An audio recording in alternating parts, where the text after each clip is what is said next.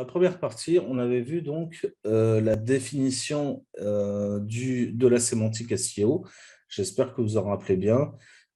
Si vous en rappelez pas, je vous invite à revoir le live, je crois que ça doit être le numéro 5, sur la sémantique SEO première partie, donc qui est disponible dans votre espace membre.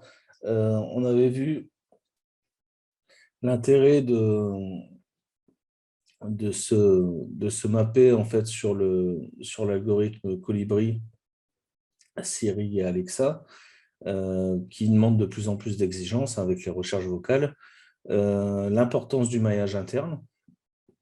Et donc là, on continue là-dessus. Et justement, pour faire un maillage interne correctement, on va avoir besoin de la structuration des données. Donc la structuration des données, ne vous cassez pas trop la tête, c'est rien de très compliqué. C'est juste le balisage, hein. On va voir ça très facilement, vous allez voir. C'est assez simple. Et c'est surtout pour avoir des métadonnées supplémentaires à fournir à Google, parce qu'il est très friand de ça et donc va valoriser en fait votre site dès l'instant où vous aurez des métadonnées à lui fournir. Ensuite, on va parler des cocons sémantiques. Alors, les cocons sémantiques, c'est pareil, c'est pas la peine de s'en faire une sinécure. C'est simplement une organisation voilà, des liens internes, donc du maillage interne de votre site. Mais on va essayer de trouver une certaine logique dans tout ça. Et vous allez voir qu'on va pouvoir appuyer certains contenus avec des articles complémentaires, des articles de soutien, etc., hein, qui vont venir justement renforcer le jus SEO qu'on aura sur les pages les plus importantes. Ensuite, on va voir la maîtrise de l'équilibrage du jus SEO, puisque je vous rappelle que vous avez que certaines pages de votre site qui sont vraiment distribuées en jus SEO. Et donc, l'idée, c'est de pouvoir balancer un petit peu de jus sur les pages qui seraient un peu moins bien référencées, de façon à ce qu'elles remontent à la surface également, et d'avoir voilà, plusieurs pages en top page Google, ce qui serait quand même pas trop mal.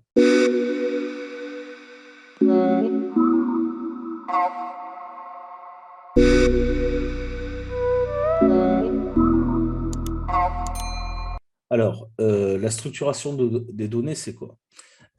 C'est une façon d'organiser votre code HTML de façon à ce que Google comprenne que telle partie fait référence, par exemple, au nom de votre site, que telle partie de texte, par exemple, concerne la description de cette page, que telle partie de texte concerne, par exemple, un événement que vous allez créer sur votre page, que telle image correspond à telle thématique, à tel sujet, que telle vidéo correspond à tel truc, tel truc.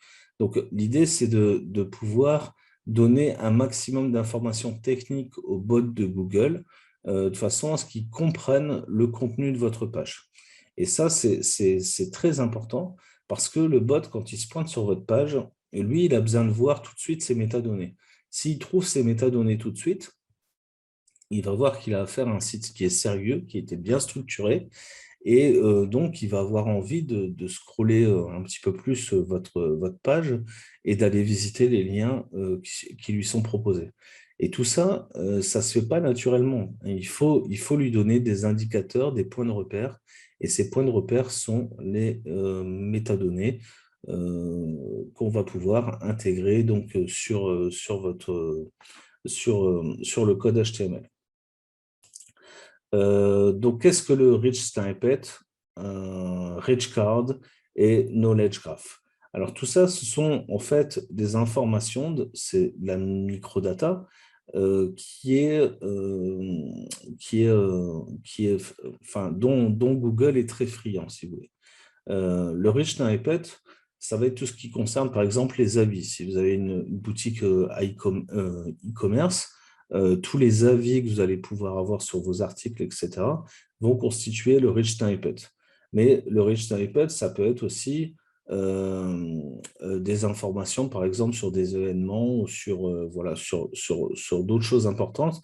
Et ça va constituer, en fait, des liens complémentaires qui vont être sous votre référencement sur la page d'indexation. Imaginons que vous ayez un site, je sais pas, de trottinette électrique. Et ben, derrière, si vous avez une promotion, si vous avez voilà, des avis positifs de vos clients, si vous avez, je ne sais pas moi, un tutoriel voilà, qui explique comment se servir de votre trottinette, etc. Si vous l'avez indiqué en fait, dans les microdonnées, eh ben, Google va être capable de les mettre sous votre lien et les gens pourront cliquer directement dessus. Donc, ça vous fait, primo, être différent de l'affichage des autres sur la page d'indexation. Donc, ça, c'est déjà une première chose. Et en plus de ça, ça fait du lien direct pour les gens. Donc, clairement, vous sortez du lot. Ensuite, les rich cards. Les rich cards, ce sont, par exemple, des images, des photos que Google va mettre en carrousel dans sa page de recherche. Donc ça, en général, c'est ce qui revient en fait en première ligne ou en deuxième ligne de la page de recherche. Et donc, si vous êtes là-dedans, par exemple, c'est fort répandu, par exemple, pour les recettes de cuisine. Si vous faites des recherches sur des recettes de cuisine, vous allez voir qu'il y a beaucoup de rich cards parce qu'il va y avoir la photo du plat et en dessous, il va y avoir une description rapide de ce plat. C'est valide aussi pour les boutiques e-commerce, pour une présentation des produits. Voilà, tout ça, ça fait énormément de clics. Donc là, vous allez booster par 2 ou par 3 vos visites sur votre site. C'est sans conteste, hein, c'est énorme. Et ensuite, il y a le Knowledge Graph. Le Knowledge Graph, c'est tout ce qui va concerner la colonne de droite, de la page du moteur de recherche, hein, de la page d'indexation. Et c'est là où vous allez pouvoir retrouver, par exemple, vos informations relatives à, je sais pas, vos réseaux sociaux, par rapport à si vous avez une fiche business sur Google, où il va mettre la photo, par exemple, de votre devanture avec votre adresse, vos coordonnées, etc. Donc, la fiche business. Et il va pouvoir rajouter, par exemple, des informations que vous auriez, je ne sais pas, sur les marketplaces, par exemple, ou sur, j'en sais rien, sur les réseaux sociaux, des avis, si vous avez des avis sur les réseaux. Tout ça, ça va être sur la partie de droite, donc la colonne de droite de la page de référencement. Et ça, c'est pareil, ça fait énormément de clics. Si vous avez votre page d'accueil de votre homepage qui est référencée en top page Google, vous avez des rich cards, et en plus de ça, vous avez un knowledge graph, voilà, clairement, vous multipliez par 5 ou 6 vos visites sur votre site sans problème. Donc tout ça, c'est très important et c'est très important de pouvoir le mettre en place très rapidement. Alors, ne vous inquiétez pas, il y a des outils pour ça, mais il faut savoir quand même comment est-ce que ça fonctionne en termes de code HTML. Pourquoi? Parce que parfois, les outils, en fait, sélectionnent en fait, des trucs que vous ne voudriez pas forcément voir apparaître. Et donc, c'est intéressant de pouvoir aller soit les modifier, soit rajouter d'autres informations qui vous semblent plus importantes et plus pertinentes. Donc, c'est important de pouvoir aussi savoir le faire manuellement et savoir voilà, derrière modifier l'index de votre page de façon à ce que ces données soient lisibles par le bot Google. Donc, pour ça, il faut comprendre déjà comment se déroule le script des métadonnées. Et donc, ces métadonnées, hein, ces données structurées, sont typées sur 3 formats. Donc, vous avez le JSON LD, qui est le format le plus populaire sur Google. Hein, c'est vraiment le truc qu'ils préfèrent. Clairement, s'il y a à choisir, il vaut mieux prendre le JSON. Moi, je dis JSON, mais ça peut être JS1, enfin, vous prononcez ça comme vous voulez. Alors, attendez, j'ai une petite déconnexion. Donc, je ne sais pas où ça a coupé exactement, mais je reprends sur les formats donc, de données structurées. Donc, JSON LD, je vous ai dit, c'est le format, le plus apprécié par Google. Donc, c'est vraiment ce format-là qu'il faut essayer de mettre en place. Alors après, ça dépend. Si vous avez, par exemple, si vous travaillez sur WordPress, vous aurez peut-être le format microdata qui est favorisé par Yoast, mais rien ne vous empêche de rajouter un JSON derrière Donc, en complément d'information, Google, de toute façon, va faire la part des choses et va sélectionner ce qui l'intéresse le plus. Et puis après, on a le format RDFA, qui est un format assez vieux, en fait, finalement. En tout cas, moi, que je n'utilise plus du tout, qui est symbolisé par des property et type of. Ce sont des attributs HTML, voilà, qui sont pour moi, enfin voilà, ils sont old school, quoi. Ils sont périmés. Alors, ça fonctionne toujours, hein, c'est pas le problème, mais bon, voilà, c'est pas ce qu'on mettra en plus, ce qu'on mettra en place le plus facilement. Donc, concentrez-vous sur le JSON LD. Pourquoi? Parce qu'il est conforme au schéma.org favorisé par Google. Et donc, c'est vraiment ça le plus important. Mais le item prop, item type des microdata fonctionne aussi très bien. Donc, voilà, l'un ou l'autre. C'est à vous de choisir et voir ce qui vous est le plus facile de mettre en place. Alors, pour mettre en place ces microdonnées, ces données structurées, eh ben, on va pouvoir utiliser des outils, hein, parce que voilà, il suffit, enfin, vous pouvez apprendre le code par cœur, mais enfin, si vous avez des outils en fait pour vous aider à le mettre en place, c'est quand même plus simple. Donc, les outils sont distribués par Google, c'est gratuit. Donc, vous avez Markup Helper. Donc, celui-là va vous permettre de créer carrément un script JSON ou microdata pour votre page HTML, ou Rich Result.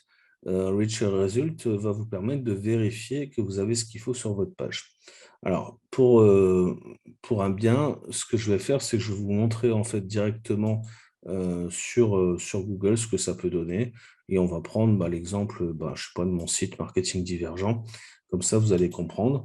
Donc là, par exemple, le mieux, c'est de commencer par ça, hein, d'aller faire un tour directement sur ça. Vous mettez ici en... Il faut peut-être que je réactualise les pages.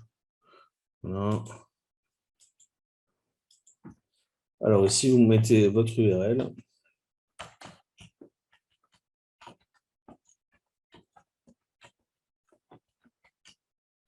Et ensuite, vous réglez ce truc-là ici pour être en Googlebot normal.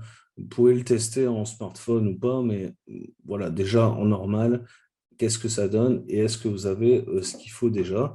Donc, il va tester l'URL que vous lui avez envoyé. Alors, je ne sais pas pourquoi il me dit qu'il n'y a pas accès à l'URL. Ah oui, j'ai fait une faute. Hop, je reviens. Hop, HTTPS.